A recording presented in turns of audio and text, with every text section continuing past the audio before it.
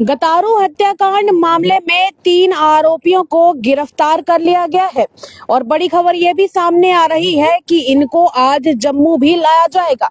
नमस्कार, आप लोगों का स्वागत है द अर्थ न्यूज में और मैं हूं साक्षी जानी। आप लोग अच्छे से जानते हैं कि पिछले दिनों जम्मू के जीवल चौक में एक ऐसी घटना हुई जिसकी वजह से होने वाले और चल रहे क्राइम की वजह से लोगों का दिल दहल गया।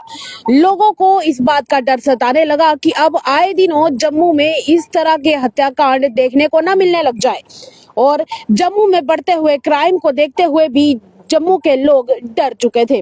आपको गटारू हत्याकांड मामले से जुड़ी एक बड़ी अपडेट देने जा रही हूं जो ये कहती है कि इस हत्याकांड मामले में 3 आरोपियों को जम्मू के पुलिस ने अरेस्ट कर लिया है और इनको मैं आपको ये भी बता दूं कि इनको यहाँ जम्मू से अरेस्ट नहीं किया गया है।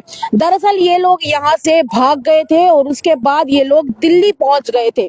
पुलिस ने इनको ढूंढने की बहुत कोशिश की थी और पुलिस की तरफ से ये भी कहा जा रहा था कि अगर ये लोग सरेंडर कर देते हैं तो ठीक है, अदरवाइज इनके लिए शूट एट साइट का ऑर्डर निकाले जाने की भी बात की जा रही थी। ऐसे में पुलिस ने इन्वेस्टिगेशन के ऊपर काम करते हुए कार्रवाई करते हुए इन लोगों को ढूंढने का काम शुरू कर दिया। इन आरोपियों को आखिरकार कल रात को दिल्ली से अरेस्ट किया गया है और जब इनको दिल्ली से अरेस्ट किया गया तो ये लोग वहां से भी भागने की कोशिश कर रहे थे। हालांकि पुलिस ने अपना काम करते हुए इन तीनों को ढूंढ निकाला और पकड़ लिया। पकड़ने के बाद इन तीनों को वहां से अरेस्ट करने के बाद आज जम्मू लाया जाएगा। बड़ी खबर ये है कि अब इनको जब यहाँ पर लाया जाएगा तो उसके बाद इन्होंने किस तरह से इस हत्याकांड को अंजाम दिया, इस बारे में सारी जानकारी अब पत्तों की तरह बिखर बिखर कर सामने आने लग जाएगी। फिलहाल पुलिस का कहना है कि पुलिस के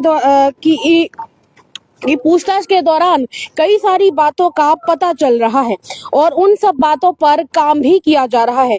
मैं आपको ये बता दूं कि जानकारी के अनुसार, जैसे आप लोग अच्छे से जानते हैं कि सुमित जंड्याल, जिनको गटारू भी कहा जाता था, उनकी जीवल चौक में हत्या हुई थी।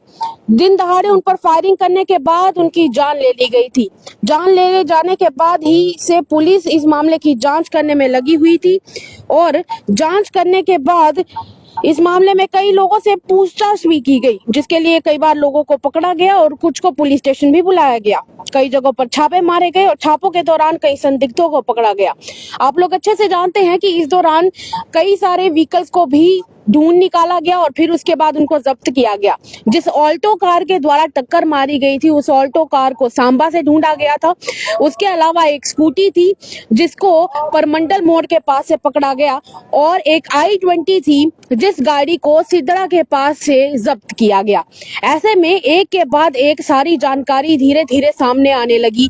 जैसे जैसे पत्ते खुलते गए जानकारी के साथ साथ सारे तथ्य भी सामने आने लगे, पर एक तथ्य अभी भी जानना बाकी है कि आखिर इन्होंने इतने बड़े मर्डर को अंजाम देने के लिए कौन सी प्लानिंग की थी और कैसे इसे अंजाम दिया। ये तो तभी सामने आएगा जब इन तीनों को जम्मू लाने के बाद इन तीनों के ऊपर इन्वेस्टिगेशन के तहत इनसे जानकारी निकाली जाएगी।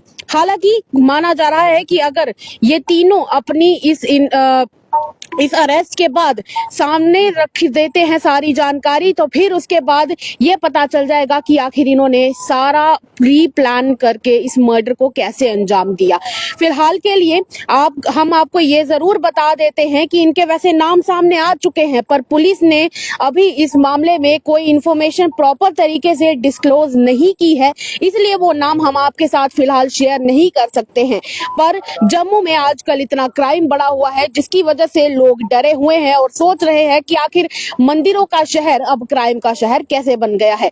इस मामले में जैसे ही कोई नई जानकारी आती है हम आपके साथ जरूर साझा करेंगे। तब तक के लिए मुझे इजाजत दीजिए। देखते रहिए तमाम अपडेट्स के लिए द अर्थ न्यूज।